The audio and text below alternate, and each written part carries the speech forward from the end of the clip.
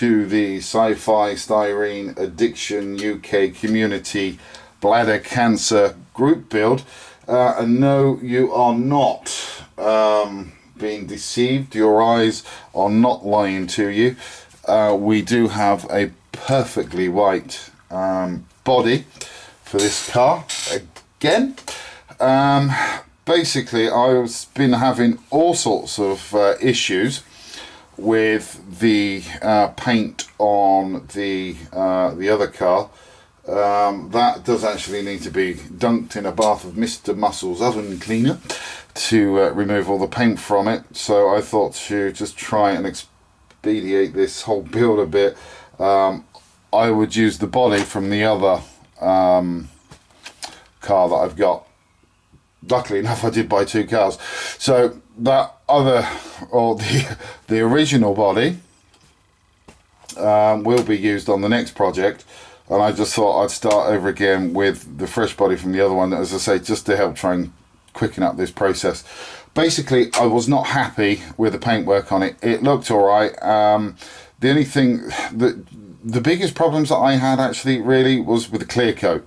I put the clear coat down, thought it was dry, started handling it. It turned out to be that it was still quite soft.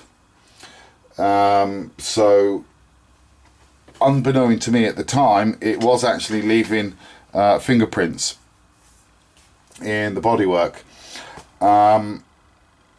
But as I say, I didn't know straight away. It was only when I decided that because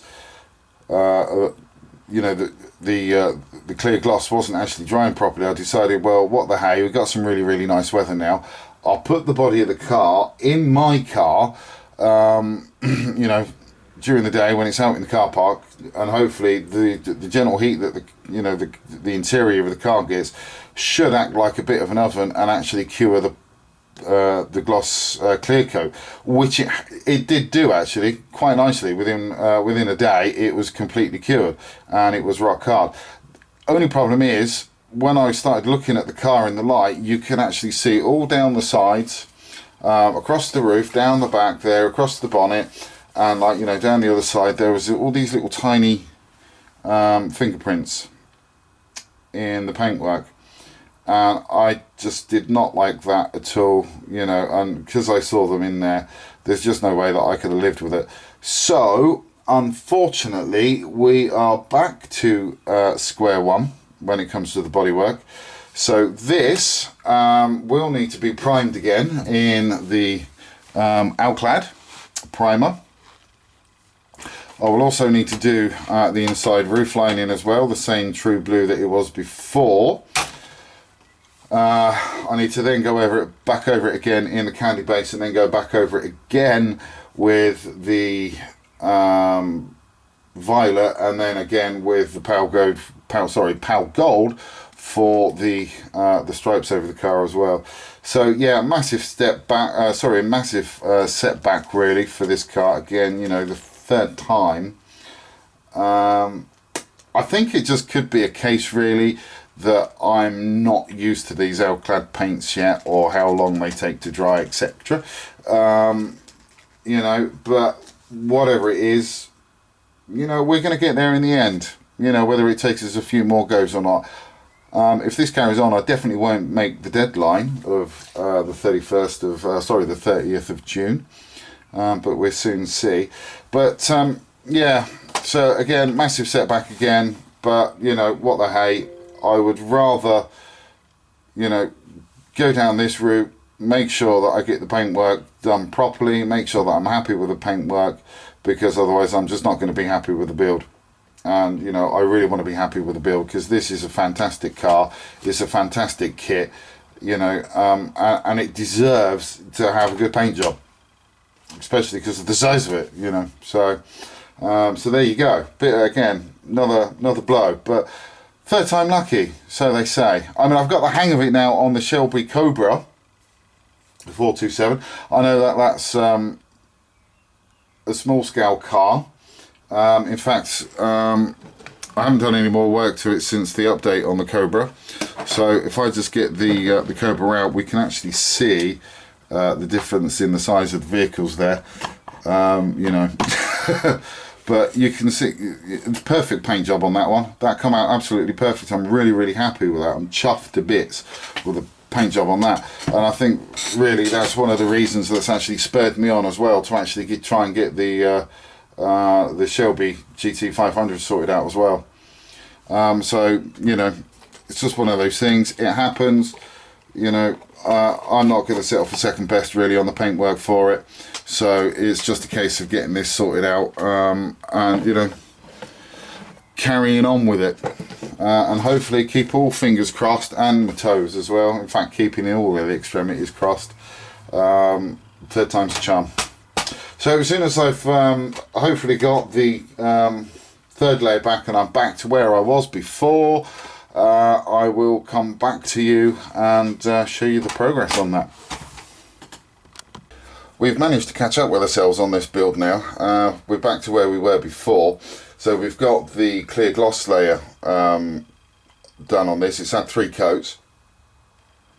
Now the thing that I did differently this time to last time was I just misted the clear gloss on. I wouldn't say that, you know, I oversprayed it on last time, because I didn't, but you know, I think with this paint you just have to really, well, when they say thin layers, I think what they mean by thin layers is just sort of like quickly going yeah with the airbrush, and it's, you know, and that's that sort of thing. So what I was doing is I was just airbrushing it on to the point where you can actually see it mist onto the body. So you had those little sort of I suppose it looked like dew on freshly cut grass, if you like, but obviously on a smaller scale. And normally you would think, wow, okay, well that's going to cause problems. The paintwork's not going to look good. But the Alclad does actually seem to, once it's misted, then just spread back out again.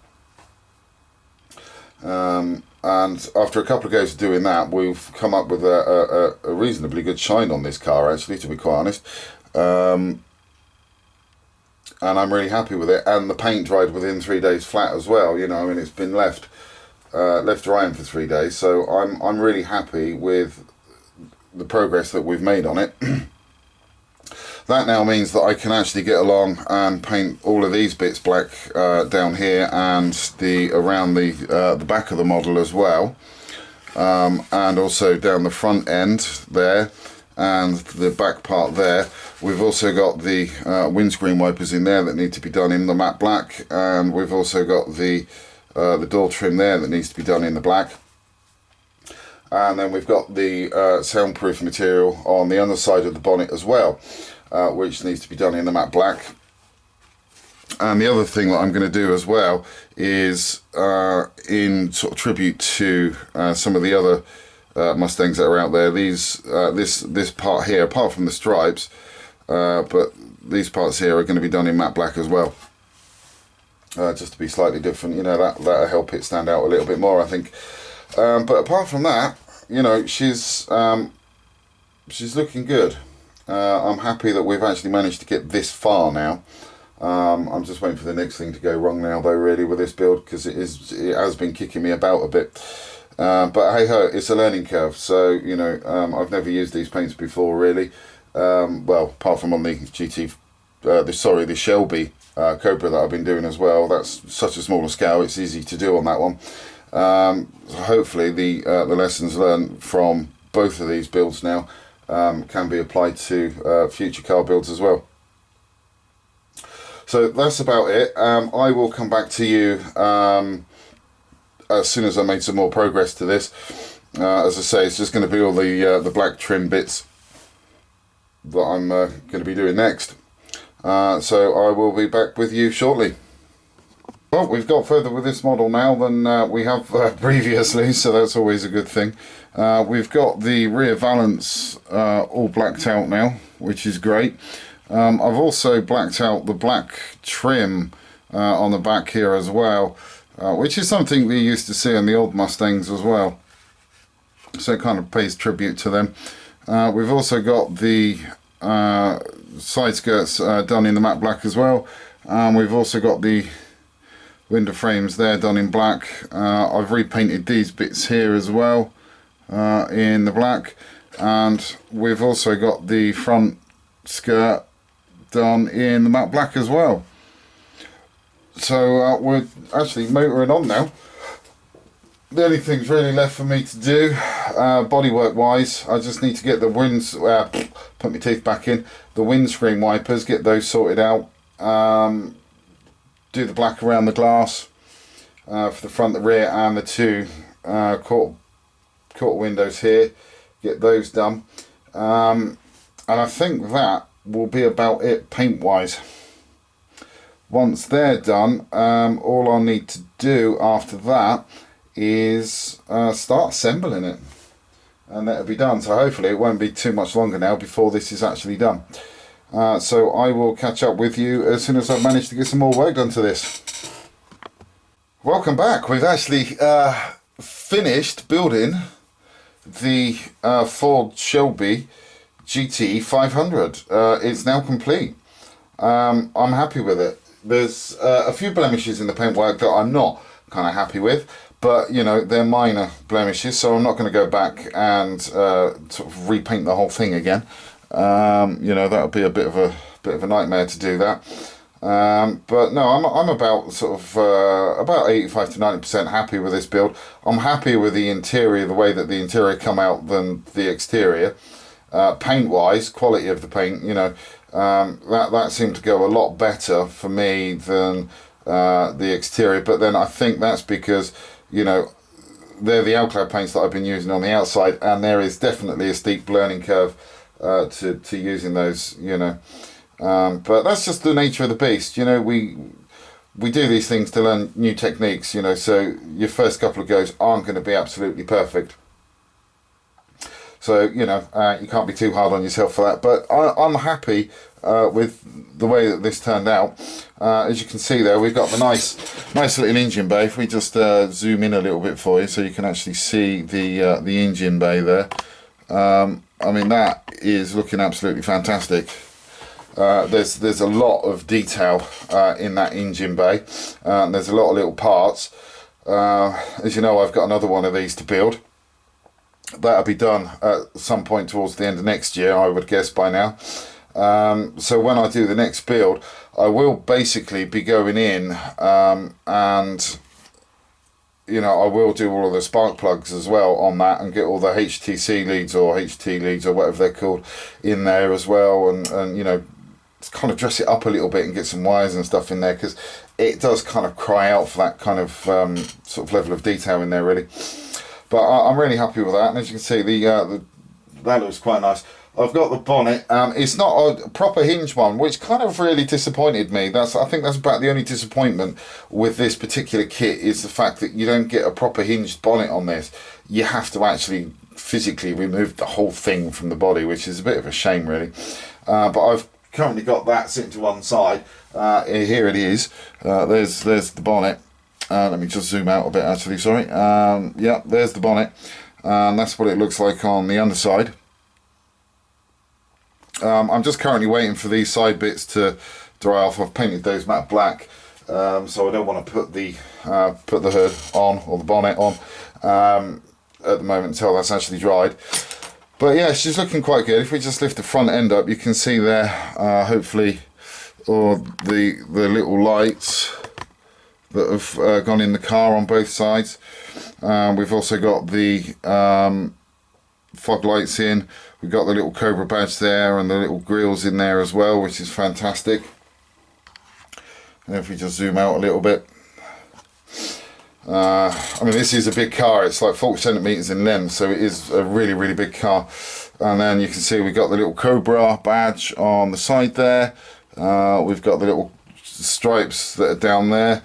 They're a little bit too low, to be quite honest. They need to be moved up slightly, but you know, that's not a problem.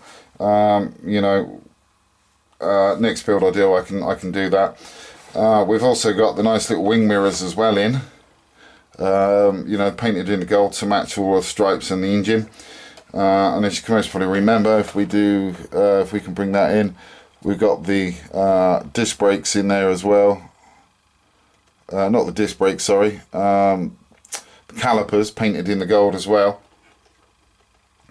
And then if we turn it around to the back end, You can see that we've got the British license plate in there. The rear lights are in there. They're looking really fantastic, and they really do beg, actually, to be quite honest, to be lit.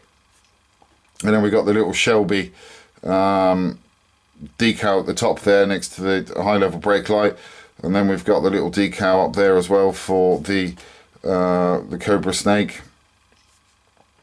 So that's looking really good. And then I like these little black bits on either side and down the centre there. You can't really see the centre one because it's being hidden by that massive badge, but you know, it kind of harks back to the original Mustang.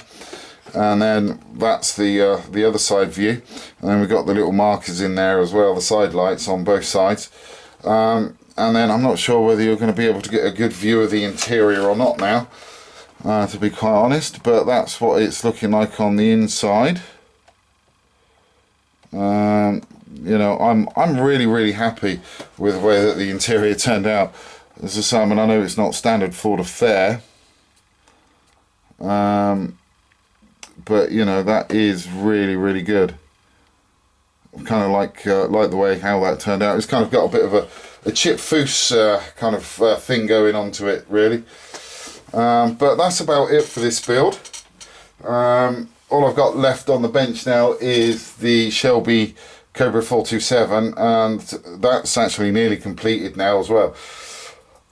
So I'll be putting the final update out for that video. Sorry, for that particular build. Not long after this one, actually. And then it's just a case of clearing the bench and getting everything sorted out, ready for the 350 build. So that's going to be about it for this build series. I hope that you've enjoyed watching the videos as much as I've enjoyed building this car. It has proven to be taxing in some areas, especially in the painting department. But as I say, you know, it's a bit of a learning curve with the L-clad paints, and that's what we're here to do. We're here to learn new techniques as well. So yeah, I've really enjoyed it. So that's about it from me for this one. So, you know, thanks for watching, and please do take care.